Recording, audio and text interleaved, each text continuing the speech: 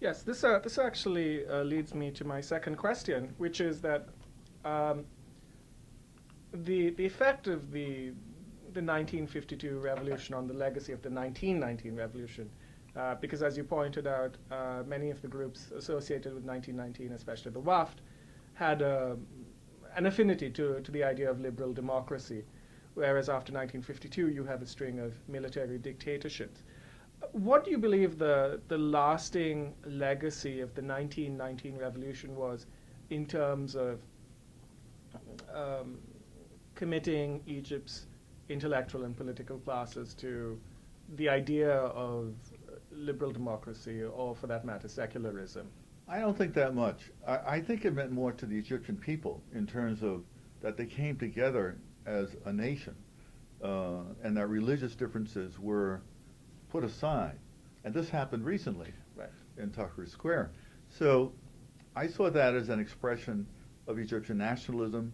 And the photos in the New York Times, but all over the place, showed women, veiled women in hijab, standing next to women in Paris dresses, Right. all demonstrating together, um, and people of different classes.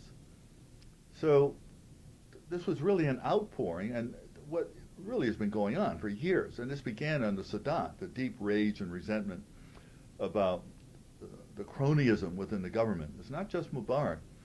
A lot of it was disillusionment with Nasser and with Arab socialism after the '67 war. Right. And and then it was Sadat who really opened up the idea of foreign companies coming in and The some sort of infitah. in the infitah. And he did this in order to, well, to make some money. He also wanted to appeal to the United States so that they would side with him, at least in part, and put pressure on Israel to make a deal on a peace treaty, To return the Sinai. return to Sinai. At the same time he did that, though, it was Sadat who restored to the Muslim Brotherhood some semblance of acceptability, because under Nasser they've been totally cracked Right. down. And he allowed them to appear in public and to publish their papers so long as they weren't too open and too uh, cantankerous and controversial, because he wanted to use Islam and the religious groups against the leftist groups that had sided with Nasser. He put these leftist groups under house arrest in May of '71. And this actually then greatly exacerbated tensions in many ways. And I saw this, I was in Cairo for almost a year in '71 and then for several months in '78. Because this opening to the West led to a tremendous amount of cronyism, a certain elite class getting all the contracts, this open outpouring, flaunting of wealth. At the same time, the Muslim Brothers and people with a more religious bent, where you stress charity and egalitarianism, are pointing out that Sadat is corrupting Egypt again. You're going back to the world before 1952, when you had an elite class of people that exploited the poor. So by the mid-'70s, '76 onwards, you begin to have groups that break away from the Muslim Brothers to the more extremist groups. Right. You're assassinating ministers, and these are the people whom, after the assassination of Sadat, some of them wind up off in Afghanistan with Al-Qaeda, Right. and the Sheikh Omar Abdul Rahman winds up in Trenton, New Jersey, Right. and the World Trade Center bombing of 1993. Because these people broke away from the mainstream Muslim Brotherhood to argue you needed a revolution now, and you needed to overthrow all regimes and restore pure Islam, meaning that even Islamic regimes in the Middle East were guilty of what was called Jahiliyyah. And this was the idea of Sayyid Qutb, who was a radical, sort of on the far right wing of the Muslim Brothers. And this idea later would have a deep impact on these movements that led to Luxor, tourist killings in '94, and all this sort of thing, horrific things. And finally, the quieting down of many of these radical Islamic groups because of the backlash and what had occurred. So in general, the Muslim Brothers, since that period, have been tolerated, but they have not been allowed to represent themselves fully in Parliament. They've Right. had to work through Front parties. front parties and agreements with other people. They do have a lot of experience, however, with the political system as it works at this time. And what it looks like what's been appearing in recent years is that because the Egyptian people for years have been totally frustrated and infuriated by this explosion of wealth in certain classes and the corruption and the persecution of people, which was going on in the 70s, but really exploded in the 80s and reached horrific levels in the past 10 years. You began even in the 1970s to have these weddings in the Nile Hilton and other hotels where people would dress in white dresses. You know, Bedouin people ululating up the second floor. They'd rent a room for £1,000 an hour. An Egyptian professor in the 1970s made £800 a year. So you had this incredible flaunting of money, and we have it and you don't, which got a lot worse in the Mubarak years, and it's reached incredible proportions. And so what you had with this explosion, which the new media, Twitter, Facebook, YouTube, etc., and cell phones greatly helped, it led to people realizing how many people felt the way they did. It enabled this. Breaking out of the isolation. It didn't cause the revolution, but it enabled it to explode, where so many people from so many different walks of life, secular and religious, could share this experience and be willing to share it and to risk their lives to come up against a regime. And this is where we are today, with no assurance of where we're going to be in the future.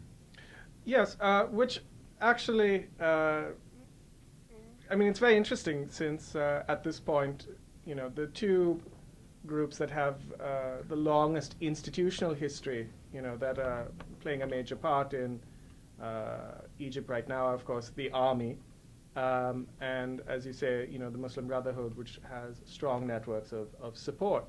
Now, in the 1952 revolution, you saw a period of cooperation between the army and the Brotherhood, which soon breaks down. Within 2 years. Within 2 years. Yeah. And then NASA's rounding them up and putting them in concentration camps. Do you see the sort of uneasy truce between the Brotherhood and the army as something that's likely to break down in similar fashion? Or do you think that both institutions have now been around for long enough that they've taken each other's measure and can work with each other? Well, it's not just the Army, because the Army now was not just a group of young officers as it was back in '52. When you actually had someone among that officer group who was the link to the Muslim Brothers and sort of like Sadat. assured them. Well, it was Sadat and it was someone else, I forget his name now. And you had someone linked to the communists. They had links to all these different groups. And then you had the Brotherhood just shut out of any role in the government. What's interesting is that when Nasser fully took over in '54, he did so because the figurehead leader, General Naguib, wanted to restore democracy. Right. And Nasser didn't want to do that. And then the army took over the economy in '60, '61 with these socialist nationalizations of the economy industry, which is total disaster. But the military now has entrenched itself in the economy of Egypt and networks and all this sort of thing. And so the military, whether you call it the Army, the Navy, the Air Force, the Interior, the Mukhabarat, the Secret Police, etc., all have ties to industry and make a tremendous amount of money out of the contracts and foreign aid that is given. And they want to keep this, you say. Now, on the other hand, you have what you might call the people. And among the people, you have people who are very secular, and you have the Muslim Brothers, who are quite well organized, I think.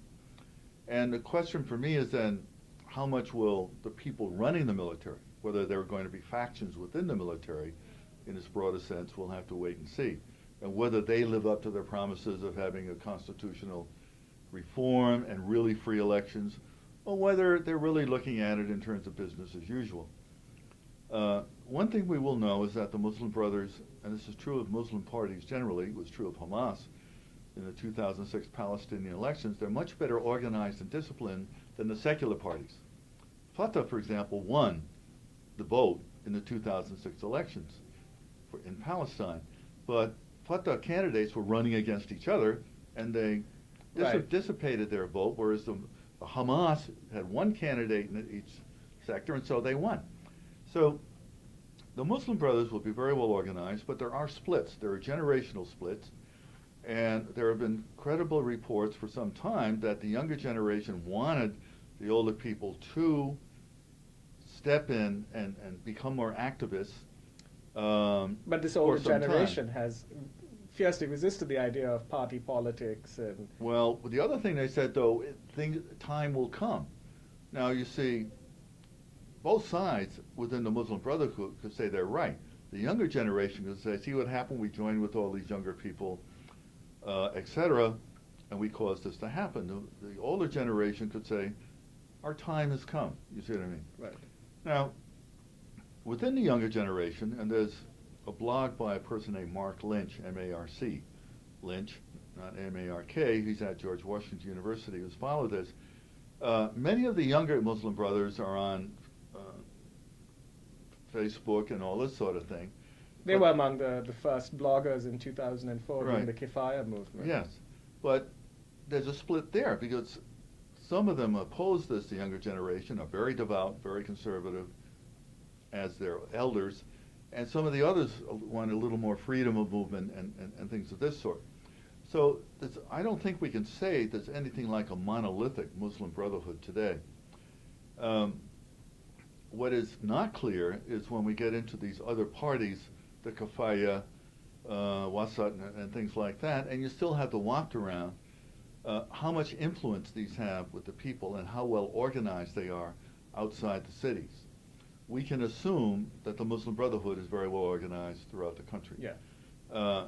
We cannot assume that about many of these other parties. And there will be many factions.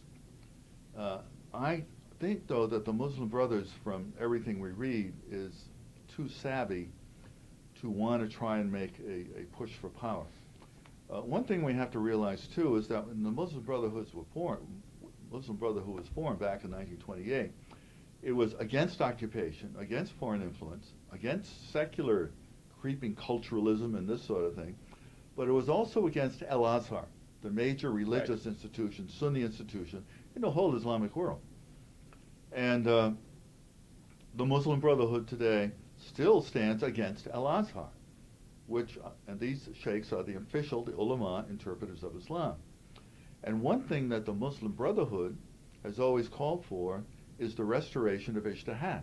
Right. The right of independent inquiry, not total certainly, but the idea that you can go beyond precedent, which Al-Azhar and the ulama oppose because they want to stand on tradition and interpretation of the law in terms of its what has been interpreted from the past. It should not be changed. So within the Muslim Brothers, even here you're going to have some differences, you see, in terms of leeway in interpretation of the law and the willingness of some, particularly among the younger generation, to cooperate more as nationalists than strictly as Islamists with people who are secular.